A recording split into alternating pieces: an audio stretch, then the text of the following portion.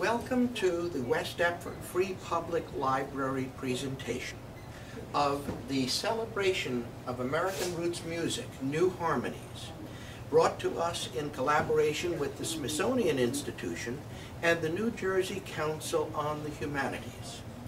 We have in this facility an educational and illuminating experience which traces the roots of American culture and music over the past several hundred years, which we find has engaged us, educated, motivated, and encouraged us as a society and as a culture celebrating our music and our diversity. I hope you'll enjoy it. What is American Roots music? Simply put, it can be defined as sacred and secular, ritual and urban, acoustic and electric. It is performed by one musician or perhaps an entire band in concert halls, back porches, in fields. It is America's sound, and simply put, it is America's roots music. Perhaps what's extremely important for the tour experience is the fact that we have the preservation of America Roots music, a selection of a number of types of music, from Native American to gospel to America protest music of the 60s, available so that you can hear, simply put, what you've seen in the exhibit through the West Deptford Free Public Library. And I encourage people to do this. Hearing is believing. I think it is a valuable or a very important place to start. Why? Because when we accept the fact that almost 300 years ago, European settlers come to these shores, and in effect, they bring with them their tradition, their religious traditions, where they were being persecuted in Europe, they were coming to America to celebrate what they knew to be their way of singing and praying. But what they find here is that the ancient Native Americans, with their tribal drums, or their I'll call them their celebration instruments, it is not unusual to find that in a number of Native American languages, pray and sing mean the same thing. What do we find? We find that people, again, three diverse cultures, meet in America for the first time and begin to celebrate what they all brought to these shores, and that is their roots music. A continuation, a very natural one, and perhaps Woody Guthrie says it best when he says this land was made for you and me, is the fact that the spiritual awakening of people who came to these lands was very visible and very audible in the spirituals that were sung, as it says here, with a very deep emotional intensity, crying out with the pain of slavery and the hope of freedom. That is the music that was celebrated in fields for years by people who found themselves, shall we say, struggling to feel the sense of place and prayer by the use of the Great Awakening music, the Jubilee singers.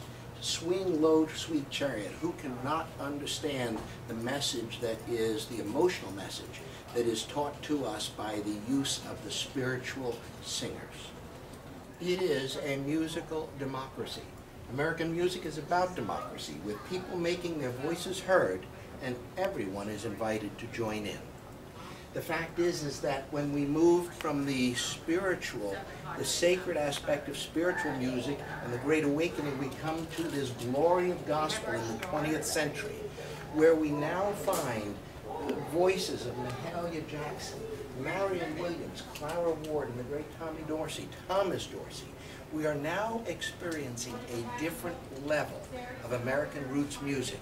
It begins in the pulpit and in the choir stalls, and it reaches out through America to give people a feeling of sense and freedom that might not have been felt before. The exhibit continues throughout the West Deptford Public Library portion as we move from the sacred into what we'll call the secular. That would be defined early on from the Appalachian mountain music. The rugged mountains of the Appalachian region are where we find songs and performance styles retained in their original forms. And I'm going to say this, music contained English ballads, American folk songs, and frankly, this was made in America and taught by people self-taught in their rural artistic mountain styles. Great piece of artwork too. This is, I think people who take this walk through at first presume they're looking at real people here. And frankly, they are real people. From the hills, hollers, and plains, country music. European settlers brought with them a style, a sound that was made popular in the early part of the 20th century. Names like Jimmy Rogers, country music's first star from really the early 30s, the singing brakeman because of his railroad job. We hear voices like Willie Nelson, Grand Ole Opry. I mean, literally, we hear country music for the first time. Why? Because of the invention of the radio and the phonograph, that for the first time connected hundreds of thousands of Americans throughout the land with the voices that they could only imagine before.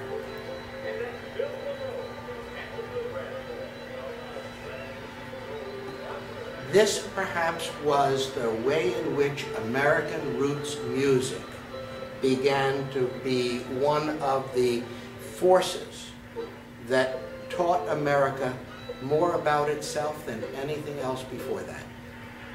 You have to remember, I think it's important, and I've told some of our folks coming through this exhibit that much of the American population couldn't read, many of them couldn't write, so they were hearing literally by radio and phonograph the way in which, I'll call it, the history of music was evolving, and the messages that, whether they come from the heart or the soul, were being performed, and people enjoyed, I'll call it, the learning experience. Yes, Roy, along with his Smoky Mountain Boys. We spoke of democracy before. I think this panel says a great deal to us. It is also about freedom, and I think this is what American music gives us, the freedom to choose, to change, to hang on to what's important to us. Country singers were borrowing from the blues. Blues musicians were picking up a thing or two from country. In music, as in life, barriers fall.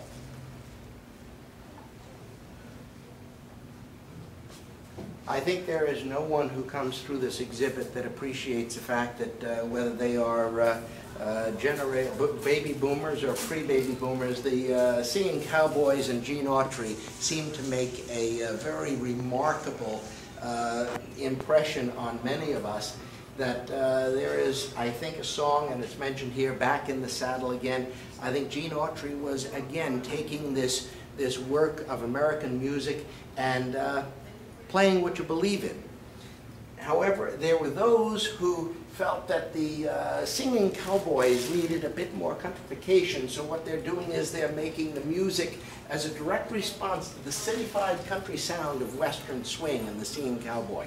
This was really a contest, and I have to tell you, there's nobody that doesn't walk through this exhibit that appreciates the opportunity to pluck a banjo. I don't know when the last time anybody there has plucked one, but this is an opportunity, part of the interaction of this exhibit.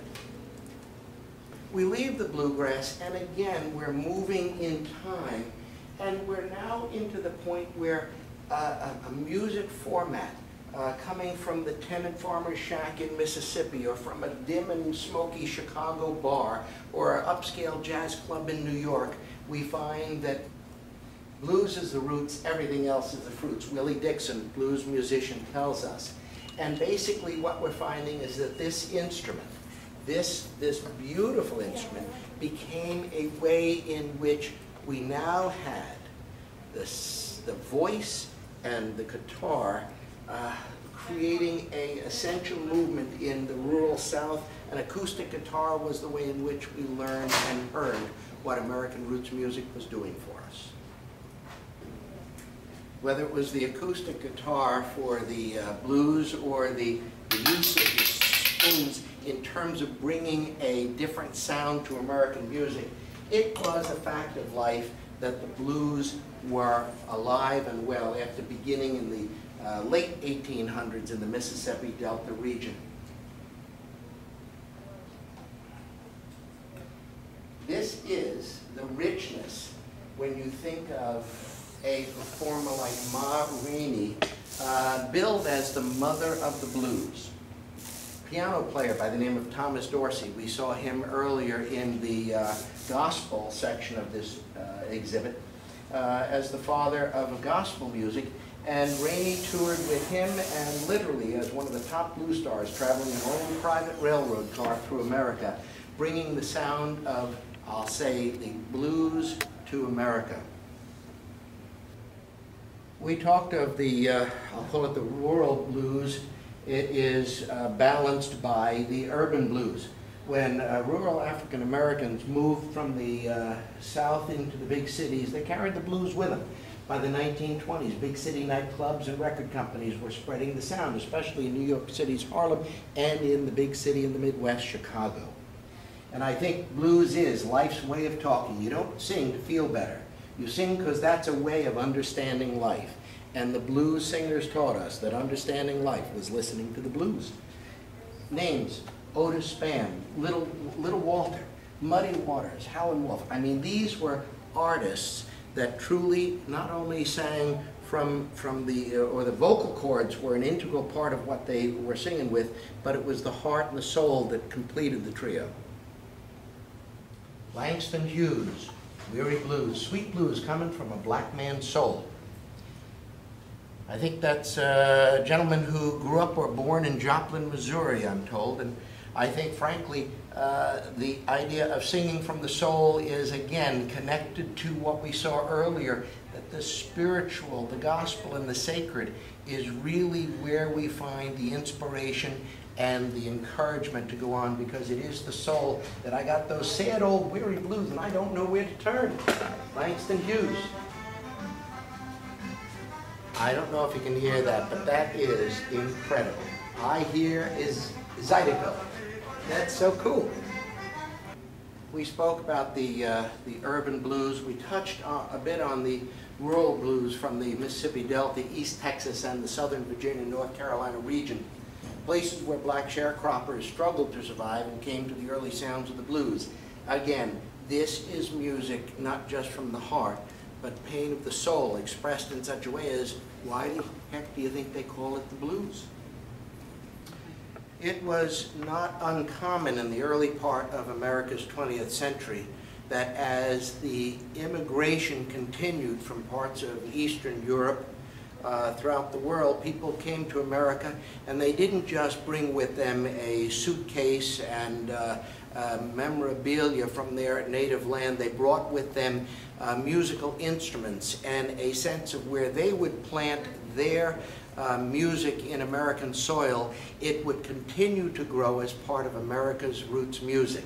And where do we find this instrument appearing for the first time is really when immigrants came to this country from Eastern Europe and brought with them music that literally changed the way in which not only people sang, but people danced. It was a way in which we celebrate good times and bad with the use of music and dance.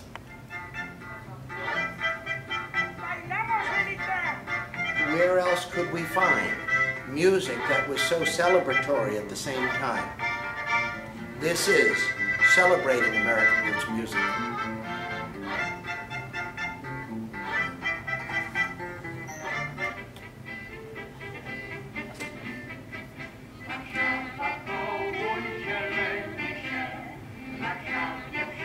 The accordion came to the United States with German and Italian immigrants.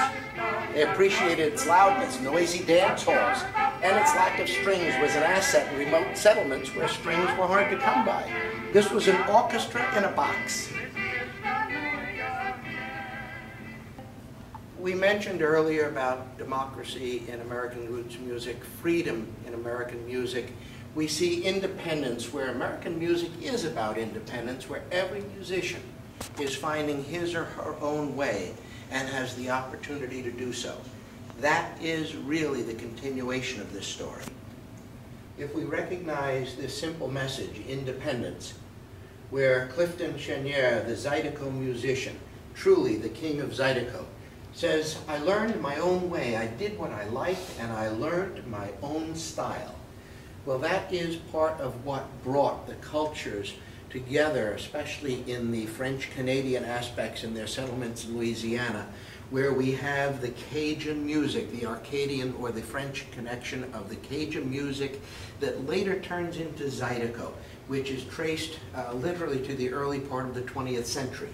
Not uncommon that the accordion and the fiddle were the perhaps most popular of instruments to be played in the Cajun style, but there was always a rhythm section that consisted of the rub board that would create its own special magical sound as part of the cultural connection of these people. Not unusual that we then move to the great Southwest, and when we do, we find Tejano, the Texan-Mexican connection that allows us to see in the Southwest in the mid-20th century music that becomes danceable, it becomes celebratory, it becomes truly a connection to American music that to this day carries on throughout a good part of our Southwest. It is not unusual to follow the progression of American roots music as a direct result of immigration processes.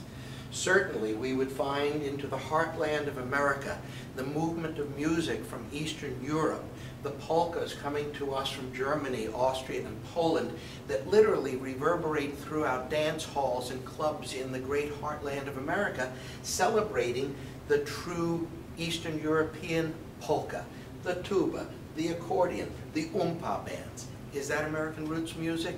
Ask anybody in Wisconsin.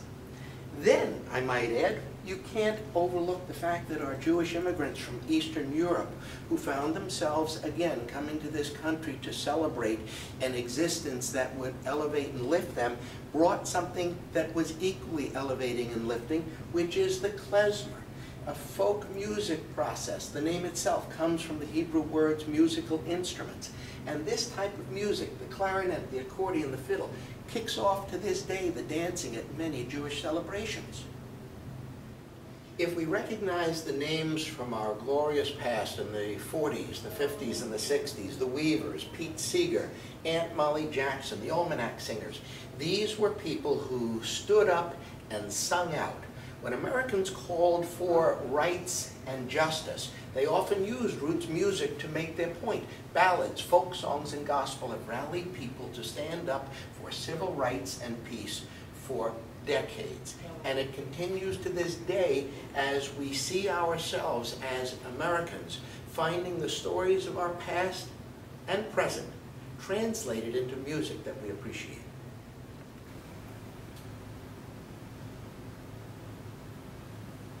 This panel, I think, recognizes the importance of what we do here. That American music is, American roots music, is the sharing and blending of different kinds of music, like a brotherhood thing.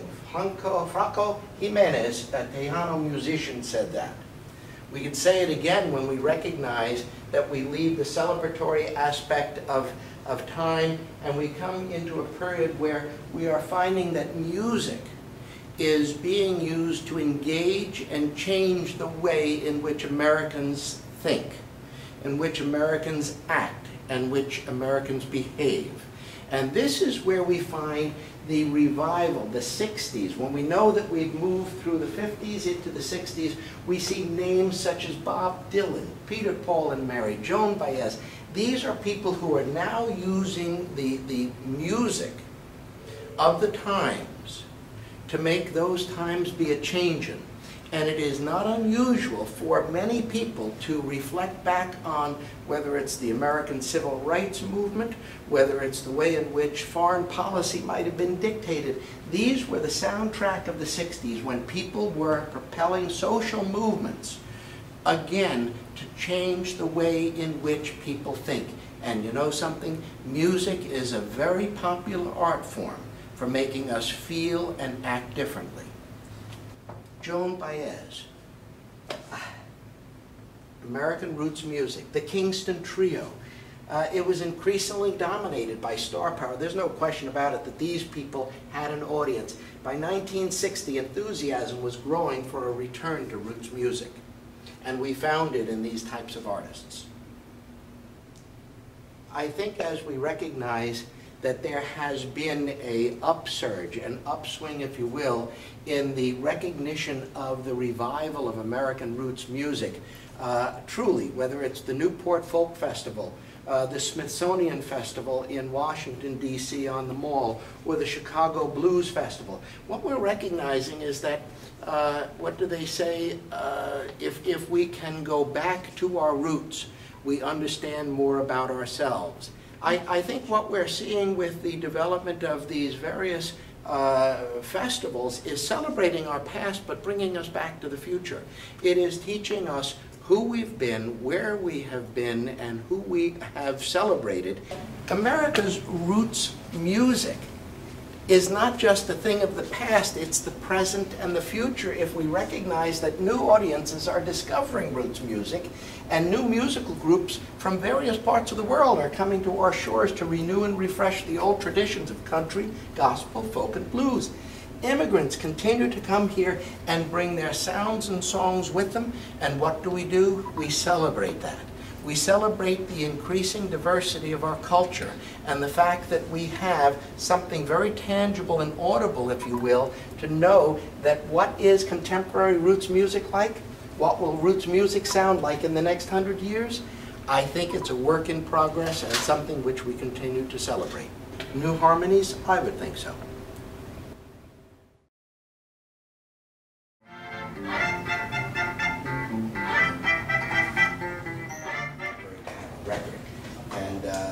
They had to go for a budget reduction, and I worked cheap.